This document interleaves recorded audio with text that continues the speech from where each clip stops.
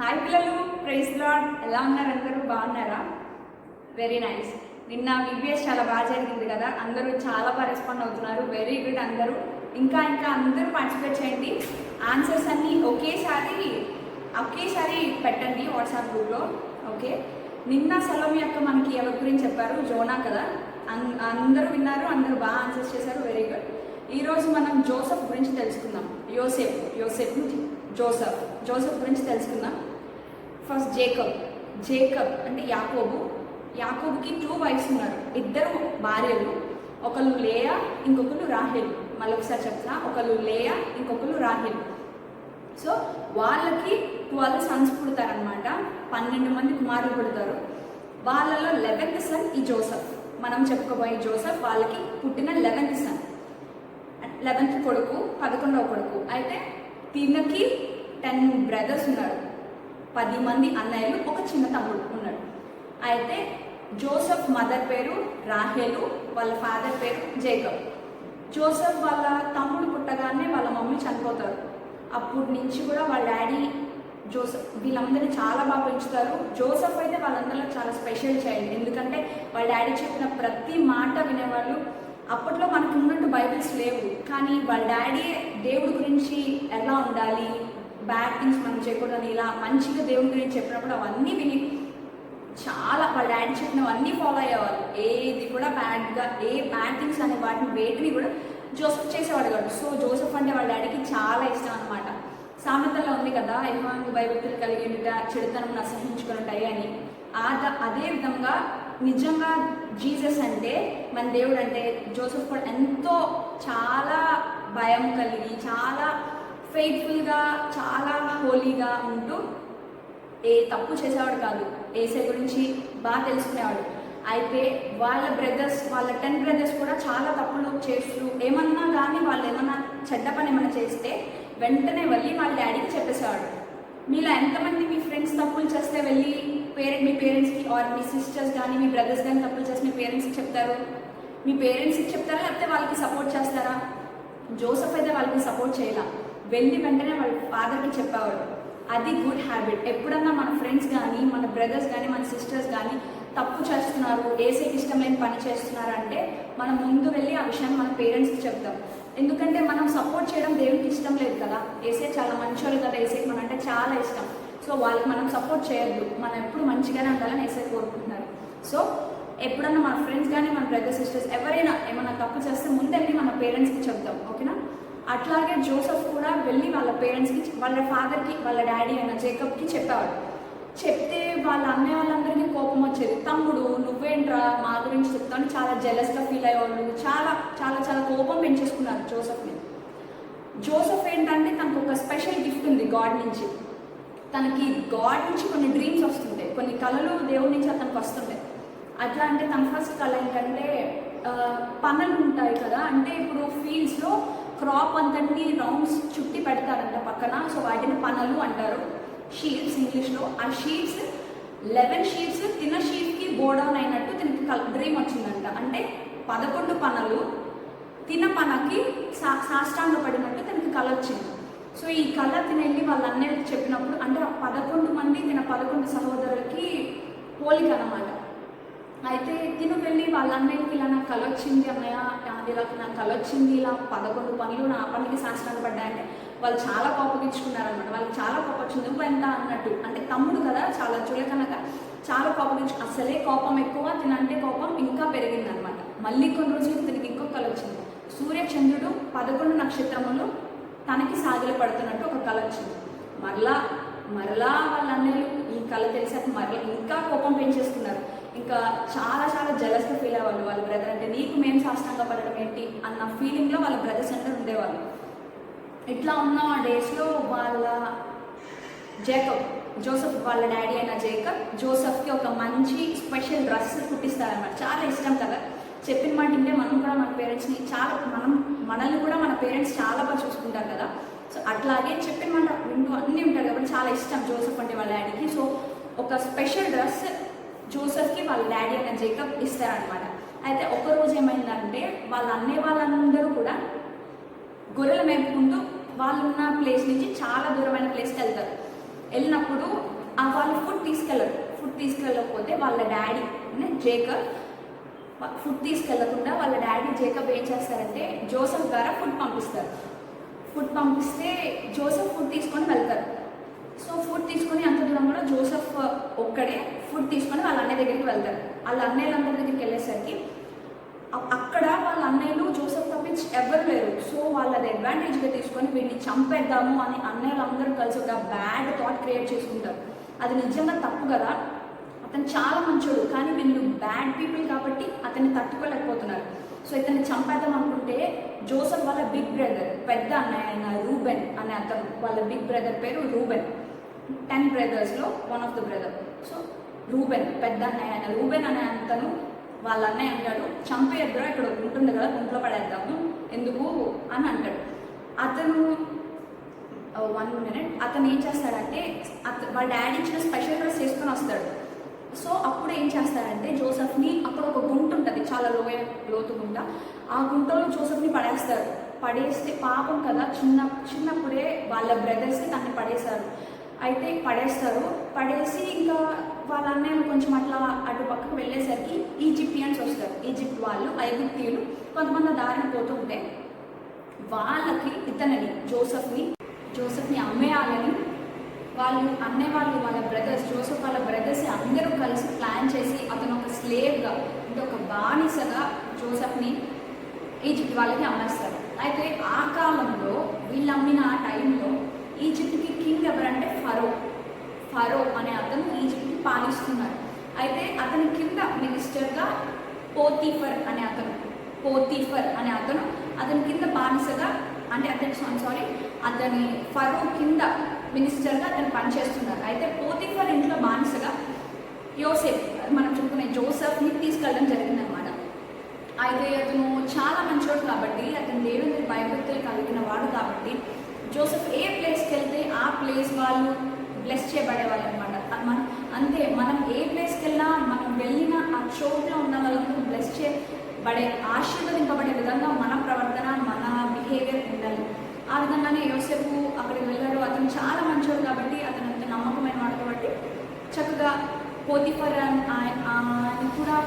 కూడా ఇతను మంచితనం తెలిసి ఇతని వాళ్ళ ఇంటికి కొంచెం హెడ్గా ఇంటిని చూసుకుని పోతీఫర్ ఇంటిని అందరినీ చూసుకునే వాళ్ళకి జోసెఫ్ని అపాయింట్ చేస్తారన్నమాట. అపాయింట్ చేశాక ఇతను ఇంత మంచిగా ఉండడం భరించలేక తన మీదే చాడీలు పోతీఫర్కి చెప్తారనమాట మొత్తం.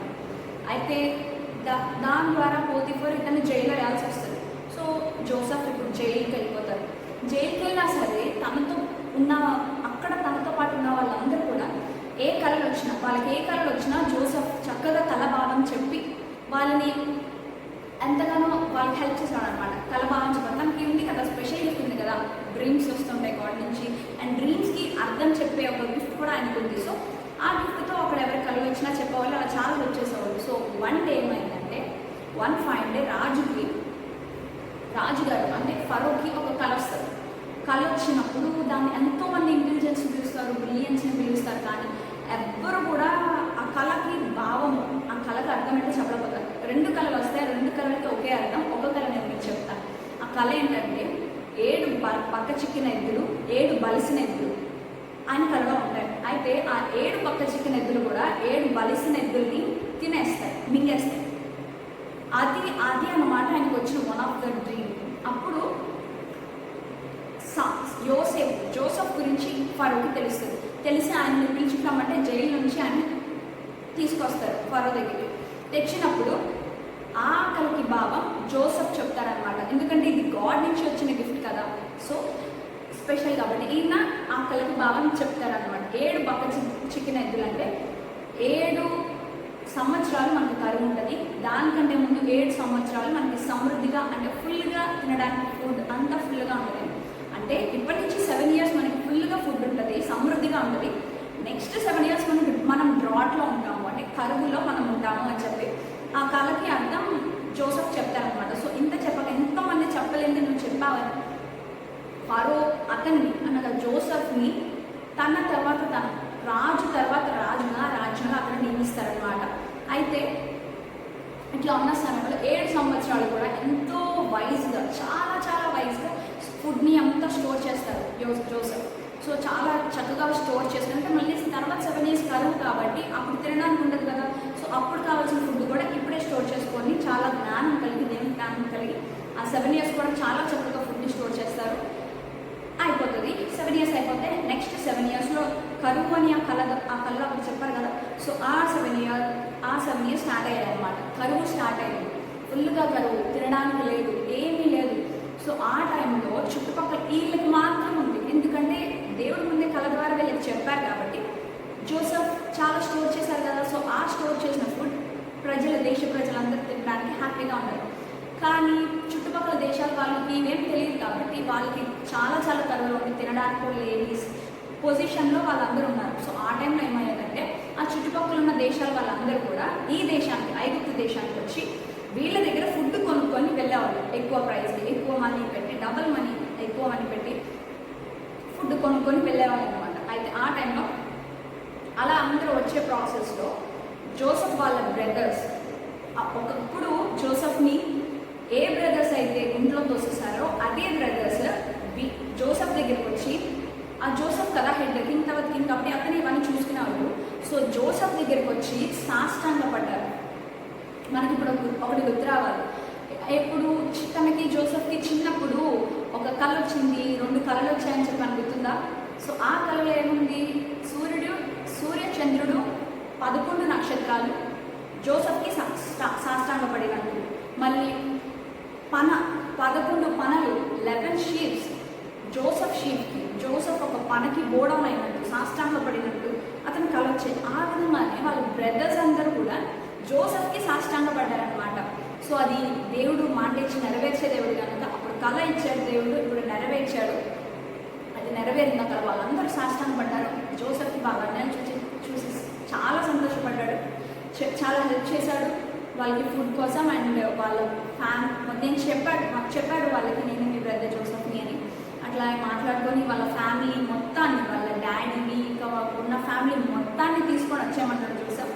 అక్కడ కరువులో ఉన్నారు కదా, అక్కడ ఏం లేదు, ఇక్కడ అయితే పోషణ ఉంటుంది అని చెప్పి, సో ఇక్కడైతే ఫుడ్ కూడా ఉంది అని చెప్పి, సో వాళ్ళందరూ వచ్చేసాక వీళ్ళందరికీ రాజు ఒక సపరేట్ ప్లేస్ వీళ్ళకి అందిస్తారు. గోషేను అనే ప్లేస్లో వీళ్ళందరూ కూడా లివ్ చేయడానికి ఒక ప్లేస్ ఇస్తారు. గోషేను అనే ప్రాంతంలో వీళ్ళందరూ హ్యాపీగా ఉంటారు. జోసెఫ్ వాళ్ళ ఫాదర్, వాళ్ళ బ్రదర్స్ అందరితో కలిపి హ్యాపీగా ఉంటారనమాట.